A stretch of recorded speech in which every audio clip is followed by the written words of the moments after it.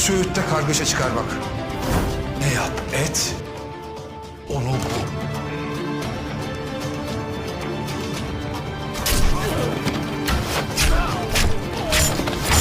Bunlar. बिस्मिल्लाहिर्रहमानिर्रहीम। अस्सलाम वालेकुम दोस्तों, खान फ्रैगमेंट के साथ मैं हूं आपका मेज़बान नुमान खान।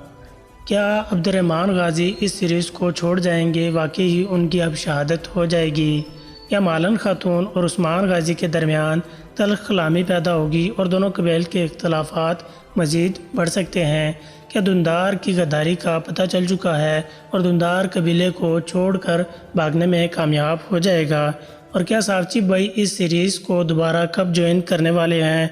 और तुरगुत के हवाले से क्या तुरगुत जैसा किरदार अब बहुत जल्द कुरलूश उस्मान को ज्वाइन करने वाला है? इन तमाम सूरत हाल पर हम गुफ्तगू करेंगे, लेकिन उससे पहले जो भाई हमारे इस चैनल पर नए हैं, चैनल को सब्सक्राइब कर दें, बेल के नोटिफिकेशन को ऑन कर दें ताकि हमारी बहुत जल्द इस तरह की वीडियो आप तक बआसानी पहुँच सके।